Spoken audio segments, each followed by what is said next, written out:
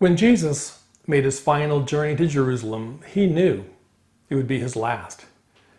He knew that his enemies would arrest him and that he would die outside the city walls. Although he'd done nothing wrong, he was treated as a criminal. And Paul's now in Jerusalem. He's been warned by friends and fellow believers that he should not have made this trip.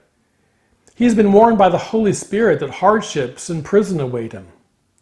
He's been told by a prophet of God that he will be bound in Jerusalem and handed over to Gentiles. Well, Jesus knew that he had to go to Jerusalem to die. So he didn't run from the city, but steadily walked towards it, because he knew it was God's will for his life to die for the sins of the world. And Paul knew he had to go to Jerusalem as well. He told the leaders from the Ephesus church, "Compelled by the Spirit, I'm going to Jerusalem, not knowing what will happen to me there." Paul, like Jesus, believed that God was leading him to Jerusalem. And just as the prophet Agabus predicted, Paul was about to face some very tough days ahead. We see the story in Acts 21, beginning with verse 27. When the 7 days were nearly over, some Jews from the province of Asia saw Paul at the temple. They stirred up the whole crowd and seized him, shouting, "Fellow Israelites, help us! This is the man who teaches everyone everywhere against our people and our law and this place. And besides, he has brought Greeks into the temple and defiled this holy place." They had previously seen Trophimus the Ephesian in the city with Paul and assumed that Paul had brought him into the temple. Paul was seen at the temple by some Asian Jews.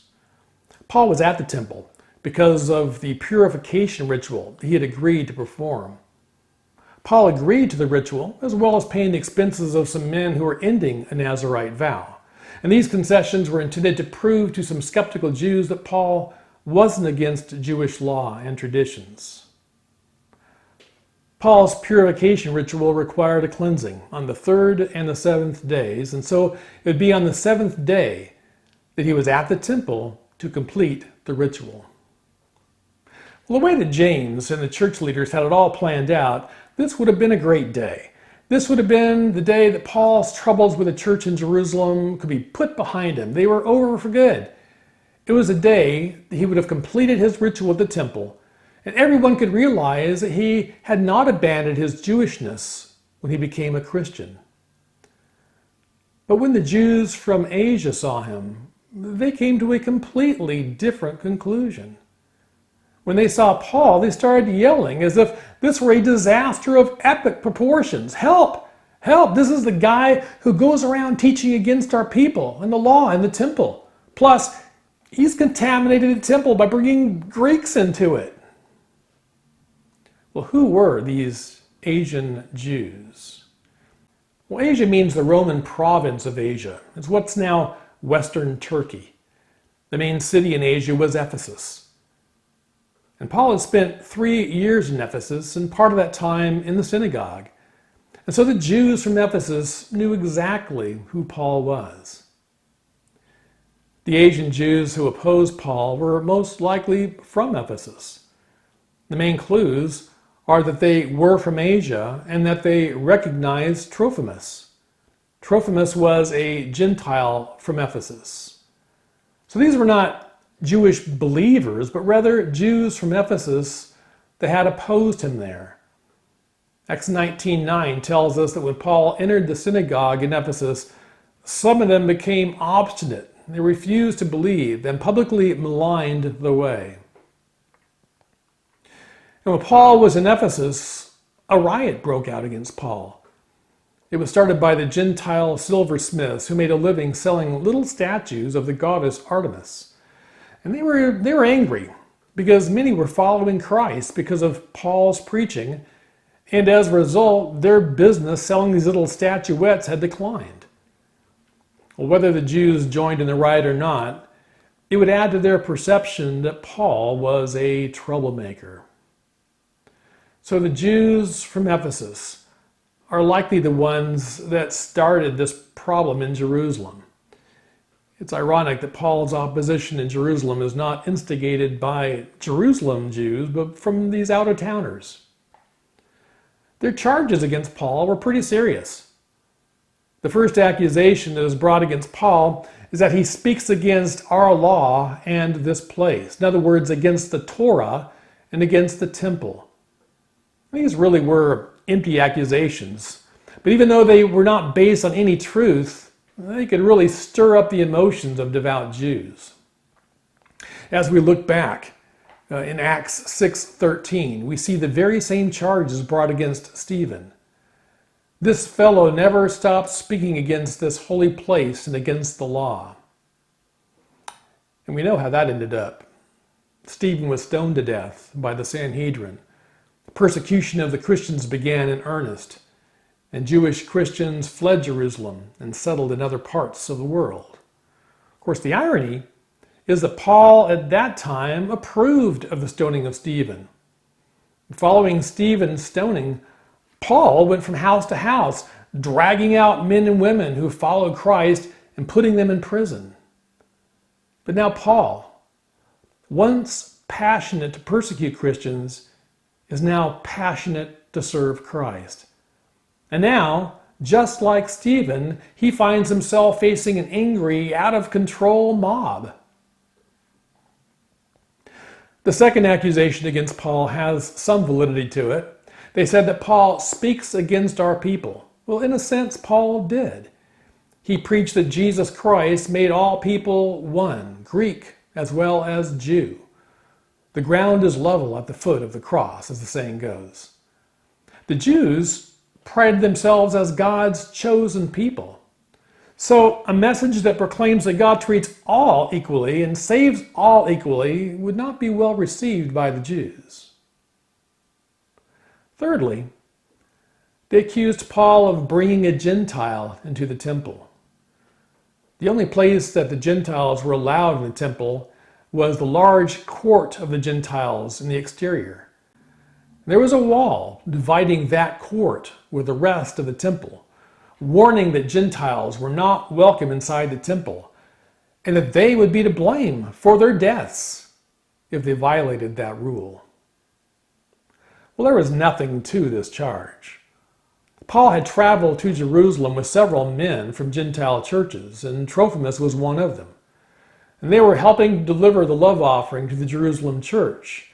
So Trophimus was seen with Paul in Jerusalem, but Trophimus was not in the temple. That was a false charge.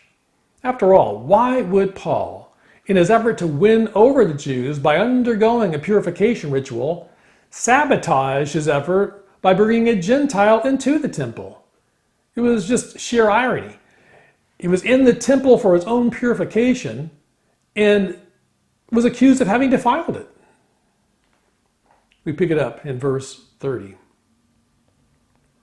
The whole city was aroused, and the people came running from all directions.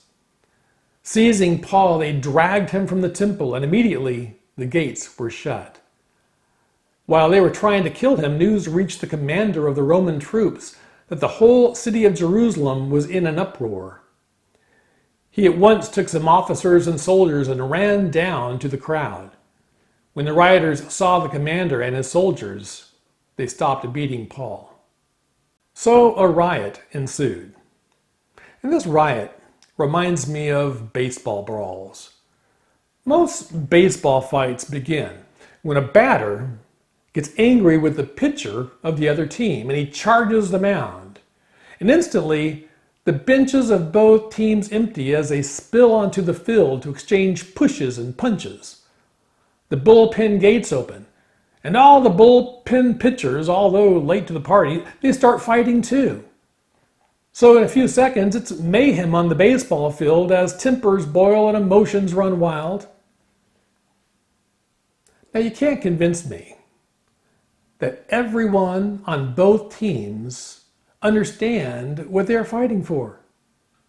In a baseball dugout, many in the team are not paying full attention to the game. Players are consulting with coaches, they're joking with each other, they're checking their gear, they're studying video, they're getting a snack, they're using the bathroom. But if a brawl begins, they all rush to the field to get in their punches to support their team, even if they're clueless as to what they're fighting for. So when the Asian Jews started shouting, people came running from all directions, just like what happens with a baseball brawl. And Luke says the whole city was aroused. That may seem like an exaggeration, but we need to remember that the temple area was very much a town square. The court of the Gentiles was a very large area and a gathering place for large crowds. Paul was dragged out of the temple and the gates were slammed shut. And these are some big doors. Most of the temple's gates each had 2 doors, somewhere around 50 feet high and more than 20 feet wide. The largest gate was about 80 feet high and more than 60 feet wide. These gates may have been shut to keep out other intruders or to keep any violence from spilling into the temple proper, because bloodshed violated the sanctuary. But there was no concern for bloodshed in the court of the Gentiles. There the mob began beating Paul, intending to kill him. So Roman soldiers quickly responded to the disturbance. The fortress of Antonia stood on the northwest corner of the wall that surrounded the temple complex. It was a fortress built by Herod the Great for defense of the temple, and the Roman troops were stationed there. Antonia had several high towers, and one is said to have been about 100 feet high. So was a lookout tower that provided an excellent view of the entire temple area. So it's likely that a soldier posted in the Tower of Antonia noticed the mob beating up Paul. He communicated this information to the Roman commander, a man named Claudius Lysias. Lysias was a high-ranking Roman military officer in charge of a cohort which consisted of 1,000 soldiers. The Roman governor of Judea lived in Caesarea and only came to Jerusalem from time to time. So in his absence, Lysias' job was to oversee Jerusalem and keep the peace in the city. Barracks for the Roman soldiers were located in Antonia, right next to the temple. Stairs led from Antonia directly into the court of the Gentiles. When verse 32 says that Lysias and some officers ran down to the court of the Gentiles, they're running down the stairs of the tower. The fortress of Antonia was right next to the temple intentionally, because Romans knew that most problems that might arise in the city would come from that very temple area. As soon as the rioters saw the commander and his soldiers, they stopped beating Paul. Some Bible translations say that he took centurions with him. The NIV says officers. Centurions are officers of 100 soldiers. Since Lysias took centurions, plural, that means that at least 200 Roman soldiers also followed. So this was a significant show of force. It was only the quick response from these Roman soldiers that saved Paul's life. Verse 33. The commander came up and arrested him and ordered him to be bound with 2 chains. Then he asked who he was and what he had done. Some in the crowd shouted one thing and some another, and since the commander could not get at the truth because of the uproar, he ordered that Paul be taken into the barracks. When Paul reached the steps, the violence of the mob was so great that he had to be carried by the soldiers. The crowd that followed kept shouting, "Get rid of him!" Lysias arrested Paul and bound him with 2 chains. And since the people were beating Paul, he assumed that Paul must have done something wrong. So he chained him up. He was bound with 2 chains. And that probably indicates that he was chained to 2 Roman soldiers, one on each side. We could also indicate that he was chained by his hands and feet, as the prophet Agabus had acted out in Caesarea a few days previously. Lysias then began an investigation. He asked people who Paul was, what he'd done. Those are some pretty straightforward questions. You'd think that people beating someone to death would have some idea why they were doing it. But Lysias couldn't get a straight answer to his straightforward questions. As with most mobs, many of the participants probably didn't know what the commotion was all about. So Lysias had the soldiers take Paul to the barracks. When they reached the steps leading to the fortress, the soldiers had to lift Paul up to protect him from the crowd. The Roman fortress was the safest place in Jerusalem for Paul at that moment. Paul may have been somewhat incapacitated from the beating and too wobbly on his feet to walk on his own. Or if he was bound by his hands and feet, it would make sense that he would need to be carried by the soldiers. As he was taken from the temple area, the crowd kept shouting, "Get rid of him!" They didn't just want Paul taken into the barracks, out of sight and out of mind. No, they wanted him dead. They were after blood. They wanted Paul to be executed. The crowd's cry for Paul's death reminds us of the crowd's cry for Jesus' death 26 years earlier. Then the governor Pilate realized that Jesus had committed no crime. He tried to persuade the crowd to let him go, but the people repeatedly shouted, "Crucify him! Crucify him!"